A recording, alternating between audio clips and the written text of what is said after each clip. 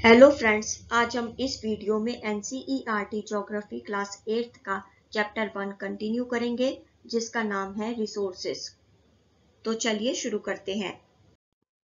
Human made resources यानी मानव निर्मित संसाधन। कभी कभी नेचुरल सब्सटेंसेस यानी प्राकृतिक पदार्थ तब संसाधन बनते हैं जब उनका मूल रूप बदल दिया जाता है। आयरन ओर एक रिसोर्स यानी संसाधन नहीं था, पर जब लोगों ने उससे लोहा बनाना सीखा तब वह एक संसाधन बन गया। लोग प्राकृतिक संसाधनों का उपयोग बिल्डिंग्स, ब्रिजेस यानी पुल, सड़क, मशीन और वाहन बनाने के लिए करते हैं, जो ह्यूमन मेड रिसोर्सेज यानी मानव निर्मित संसाधन के नाम से जाने जाते हैं। टेक्नोलॉजी भी एक मानव निर्मित संसाधन है। मोना ने समझाते हुए कहा, इसलिए हम जैसे लोग प्राकृतिक संसाधनों का उपयोग करके ह्यूमन मेड रिसोर्सेस बनाते हैं। इस पर राजू ने स्वीकृति में सिर हिलाया। डू यू नो, क्या आप जानते हैं? मानव संसाधन से तात्पर्य लोगों की संख्या और उनकी मानसिक और शारीरिक योग्यता से है, लेकिन लोगों में इस बात को लेकर मतभेद है कि मानव को संसाधन मानना चाहिए या नहीं। पर इस बात से इनकार नहीं किया जा सकता कि मनुष्य की स्किल्स यानी उसकी कुशलताएं ही भौतिक पदार्थों को मूल्यवान संसाधन बनाने में सहायता करती हैं। ह्यूमन रिसोर्सेस यानी मानव संसाधन। जब लोगों के पास ज्ञान, कौशल और टेक्नोलॉजी होती है, तब वे और अधिक संसाधन बनाने के लिए प्रकृति का सबसे अच्छा उपयोग कर सकते हैं। इसलिए मनुष्य एक स्पेशल रिसोर्स है। लोग ह्यूमन रिसोर्सेस यानी मानव संसाधन हैं। शिक्षा और स्वास्थ्य लोगों को बहुमूल्य संसाधन बनाने में मदद करते हैं। लोगों की स्किल्स को इम्प्रूव करना जिससे वे और अधिक संसाधनों के निर्माण में समर्थ हो सकें, ह्यूमन रिसोर्स डेवलपमेंट कहलाता है। इस तस्वीर में दिखाई दे रहा है कि एक साइंटिस्ट अखबार में पढ़ रही है कि सूखे की वजह से फसलों का विनाश हो गया। फिर वह सोचती है कि क्या मैं इसका समाधान निकाल सकती हूँ।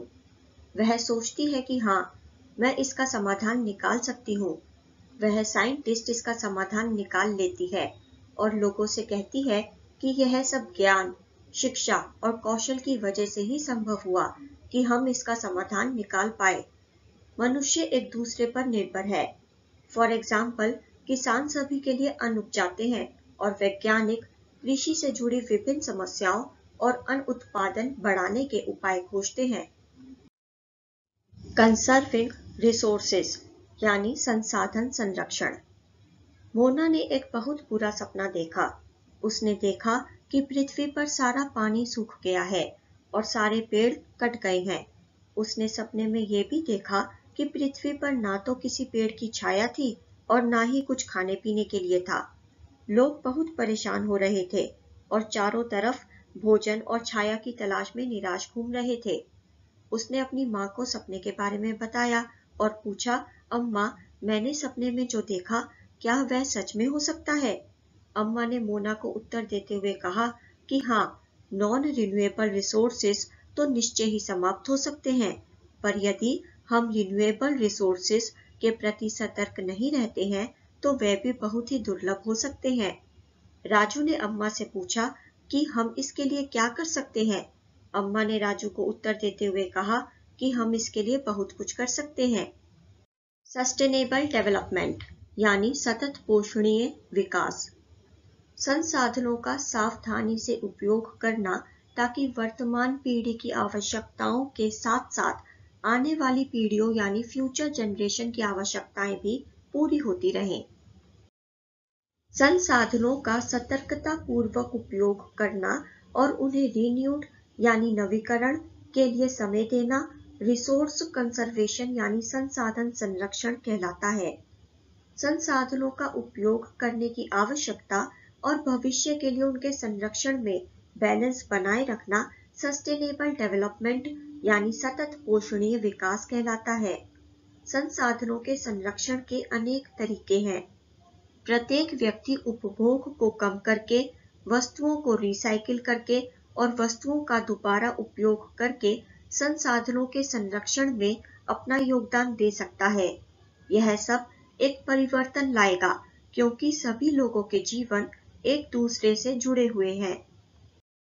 उस शाम सभी बच्चों और उनके फ्रेंड्स ने पुराने न्यूज़पेपर्स, डिस्कार्डेड क्लॉथ्स यानी व्यर्थ पड़े वस्त्रों और बैम्बू स्टिक्स से लिफाफे और शॉपिंग बैग्स बनाए। मोना ने कहा कि हम इन वस्तुओं में से कुछ वस्तुएं उन परिवारों को देंगे जिन्हें हम जानते हैं। तभी मुस्तफा ने कहा कि अपने संसाधनों को बचाना और अपनी पृथ्वी को सजीव बनाए रखना यह एक बहुत अच्छा कार्य है। जैसी ने कहा कि मैं इस बात के लिए केयरफुल रहूंगी कि मैं कागज वेस्ट ना करूं। जैसी ने एक्सप्लेन करते हुए कहा कि कागज बनाने के लिए बहुत से पेड़ों को काट दिया जाता है। मुस्तफा ने जोर से कहा कि मैं ध्यान रखूंगा कि मेरे घर में इलेक्ट्रिसिटी वेस्ट ना हो, क्योंकि इलेक्ट्रिसिटी जल और कोयले से मिलती है। आशा ने कहा कि मैं इस बात का ध्यान रखूंगी कि घर में पानी वेस्ट ना हो, क्योंकि जल की एक एक बूंद कीमती है। अंत में सभी बच्चों ने कहा कि हम सब मिलकर परिवर्तन ला सकते हैं। मोना, राजू और उनके फ्रेंड्स ने ये कुछ कार्य किए हैं। अब आप बताइए कि आप संसाधन संरक्षण में कैसे मदद करेंगे। हमारी पृथ्वी और इस पर रहने वाले लोगों का भविष्य पेड़ पौधों और ऐसा लाइफ सपोर्ट सिस्टम जो हमें नेचर प्रदान करती है, उसकी सुरक्षा और संरक्षण से जुड़ा है।